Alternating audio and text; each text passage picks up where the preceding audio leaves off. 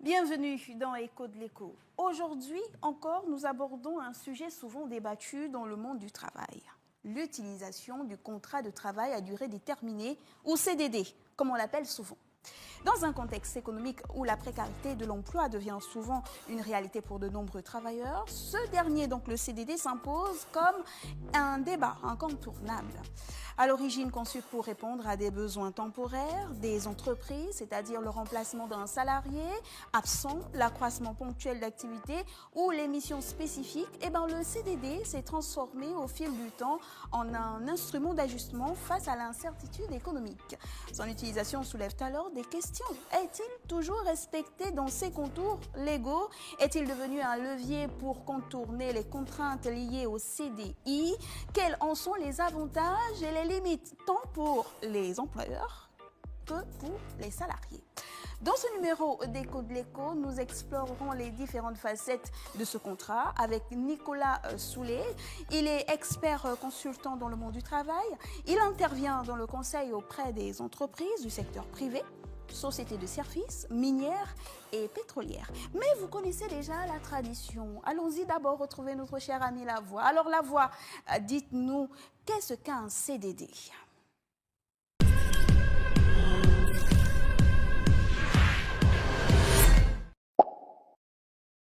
Bonsoir à tous.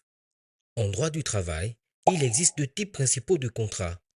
Le contrat à durée indéterminée et le contrat à durée déterminée. Celui-ci ne peut en théorie être conclu que dans des cas précis. Le contrat à durée déterminée, CDD, est donc un type de contrat de travail caractérisé par une durée limitée et précise.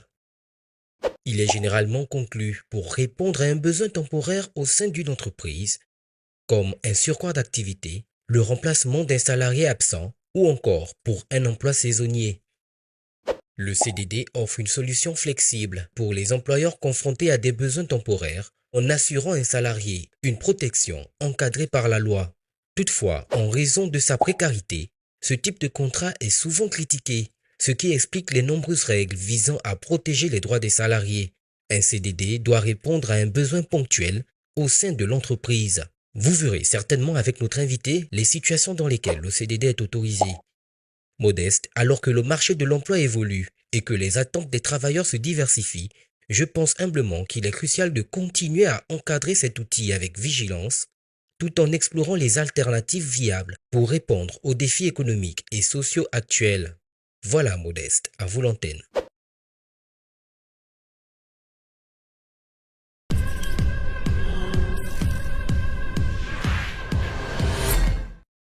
Merci à vous, mon cher ami Lavoie, et nous sommes de retour sur le plateau avec Nicolas Soulet. Bienvenue. Merci. Alors, je rappelle que vous êtes expert, vous êtes consultant dans le monde du travail. Disons que vous travaillez beaucoup avec les entreprises privées, notamment des sociétés de services, des sociétés minières, mais également pétrolières.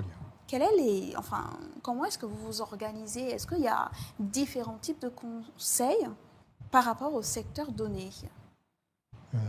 Non, il y a une activité économique qui est basée sur du droit et des contrats et un code du travail.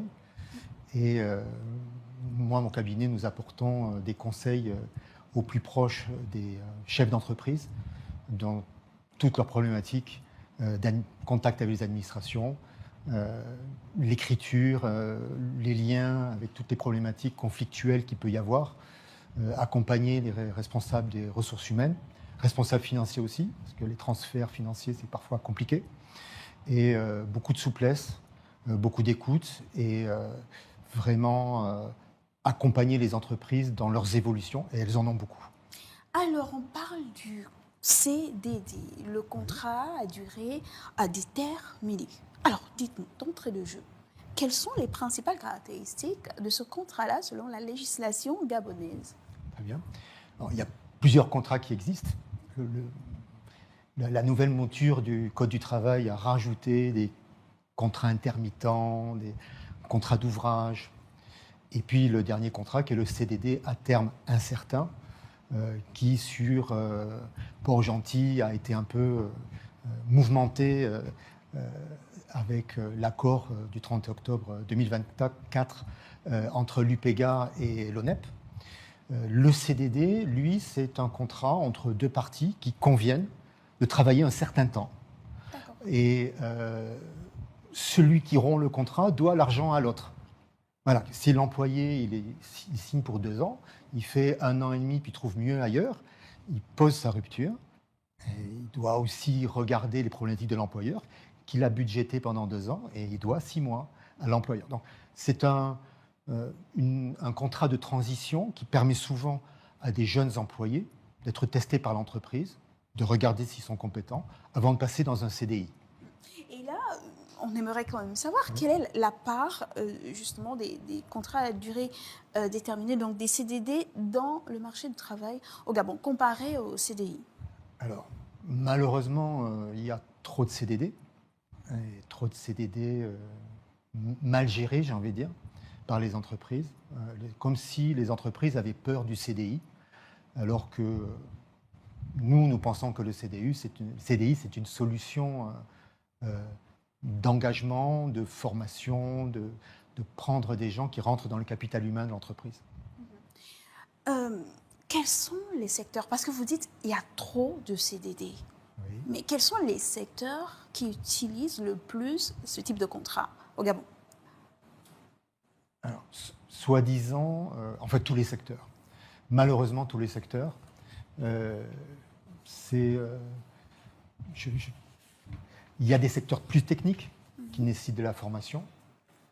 Mais en fait, secteur pétrolier, secteur minier, enfin, tous les secteurs utilisent le CDD sans parfois de formation et parfois en mettant les employés dans la précarité en faisant des CDD perpétuels. Et s'il est trop utilisé le CDD, peut-être que c'est parce que l'employeur y trouve plus d'avantages. Quels sont ces avantages? Alors, pourquoi il est autant utilisé par les entreprises? L'avantage du CDD, c'est la rupture à la fin du contrat. On fait un contrat d'1 an, on fait un contrat de 2 ans, et puis on le rompt. Le CDI, c'est plus compliqué. Quand on dépasse un certain nombre d'employés, 10 employés, on doit aller voir l'inspection du travail.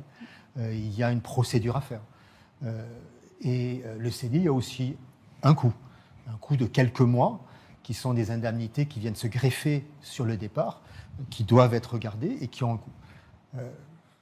Voilà, donc c'est ça aussi qui fait que le CDI a un coût et peut-être qu'il y a une précarité économique qui fait qu'on n'a pas envie de prendre le risque d'aller en CDI. Mais il y a quand même, on ne veut pas être pessimiste, il y a quand même des avantages ou pas pour les employés, disons en termes de sécurité et de progression de carrière? Pour un CDD? Non, il n'y en a aucun. CDD, vous commencez un jour, vous finissez 2 ans après.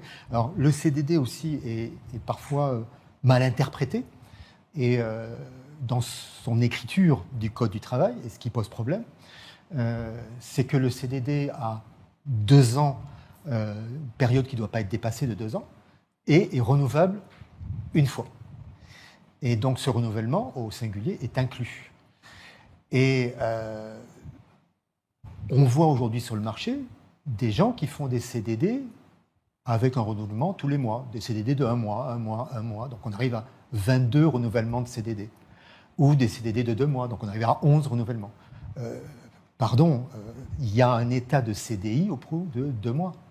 Au bout d'1 mois, le renouvellement est au singulier. Donc il y a aussi une interprétation de l'écriture du Code du travail qui remet en cause l'utilisation du Code du travail et pourquoi ne le remettront pas, pourquoi on ne le remet pas à plat. C'est un code qui date des années 60-70. On a rajouté des choses récemment et on peut aller plus loin. Mais c'est difficile quand même à comprendre. Alors, vous avez dit qu'il y a trop d'usage du CDD dans le marché du travail. Oui. Parce que l'employeur, il gagne. Il n'est pas obligé de respecter le contrat jusqu'au bout. Le salarié ne gagne rien. Il vit en perpétuelle insécurité, on va dire ça comme ça. Mais expliquez-nous pourquoi on a l'impression que c'est établi en fait. Donc c'est normal que le CDD, on le manipule comme on veut, que son utilisation soit abusive, comme si on ne voyait presque rien ou qu'on était obligé de l'accepter ainsi. Alors, moi je dirais plus qu'il y a une peur du CDI. Et que je ne comprends pas, parce que le CDI, c'est un capital humain qui rentre dans l'entreprise. Quand on veut acheter une entreprise veut acheter une autre entreprise, elle vient regarder les meubles, les immeubles, les voitures, les matériels, mais aussi le capital humain. Si vous rachetez une société où il n'y a que des gens mis à disposition, en fait, vous rachetez, il n'y a aucun capital humain. Aujourd'hui, il y a des sociétés qui existent sur le marché dans lesquelles les cadres sont mis à disposition par une société internationale. Quand on va plus loin, on regarde les employés, ils sont mis à disposition. Donc en fait, quand on fait une réunion avec ces sociétés-là, on se retrouve avec personne en CDI qui représente l'entreprise. Ou alors la personne étant Teams ou à conférence téléphonique, et c'est lui qui signe. Non. Donc on se retrouve aussi dans un monde où il y a des limites. Le CDD, il a ses limites de temps, il a ses limites d'engagement. Là-dessus, il faut revoir le Code du travail, et on a vu cette problématique. La problématique, c'est qu'il y a aujourd'hui sur site, dans toutes les entreprises, tous secteurs confondus, des gens très compétents qui sont en CDD depuis 13 ans, donc CDD de 2 ans, conforme au droit. 2 mois à la maison, CDD de 2 ans, 2 mois à la maison, CDD de 2 ans. Alors quand un inspecteur vient faire son travail et découvre ça, il dit non, vous ne pouvez pas faire ça. On prend une société de mise à disposition, on monte une société de mise à disposition, et cette société de mise à disposition récupère ses employés et les propose pendant 2 ans, puisque c'est en attendant, etc. Et on continue comme ça pendant des mois. Alors que on entretient un cercle vicieux. Voilà, un cercle vicieux. On prend les mêmes, on recommence et on leur donne l'impression qu'on a des personnes différentes, alors que ce sont les mêmes personnes et on profite du CDD. C'est ça. Alors que la loi, l'article 23 et l'article 24, dit qu'on ne peut pas prendre un CDD pour quelqu'un qui... c'est un remplacement où c'est avant de rentrer dans une fonction de l'entreprise. Alors on parle d'organigramme, qu'on peut jouer à l'organigramme. Non, ce n'est pas l'organigramme. C'est qu'il y a un effet sur l'entreprise à long terme ou qui travaille pour l'entreprise sur le long terme. S'il travaille pour l'entreprise ou si son travail a un effet sur l'entreprise qui n'est pas momentané de 2 ans, qui ne vient pas boucher un trou, faire une tâche particulière, il fait partie de l'entreprise, c'est un CDI. Et là-dessus, on rencontre une difficulté, autant au tribunal qu'au niveau des inspecteurs, on rencontre une difficulté de faire comprendre aux entreprises que la valorisation, et il y a des entreprises sur le marché qui le font très bien, qui mettent le social en avant, des entreprises gabonaises, des entreprises internationales, et qui disent, nous, on va faire le CDI, ça nous coûte plus. Si on a une problématique, ça va nous coûter plus. Mais ces gens-là, ils ont quelque part le tatouage de l'entreprise, on les forme, il y a des métiers techniques, et ces gens-là, ils vont faire plus pour l'entreprise. C'est un pari. Et nous, ce qu'on fait dans notre cabinet, c'est qu'on essaye d'amener les entreprises à comprendre, il y a un surcoût financier, il y a une provision à faire, mais ça vaut le coup. C'est intéressant. À long terme et à court terme. Parce que c'est attractif. C'est aussi une marque ou une entreprise auquel on a envie d'aller. Voilà. Donc le pays est petit, on sait qui et qui fait quoi. Pour qu'on comprenne bien, un CDD, la date limite, c'est 2 ans. La date limite est convenue entre les deux parties. Elle peut être de 1 an. D'accord. Il peut être renouvelé.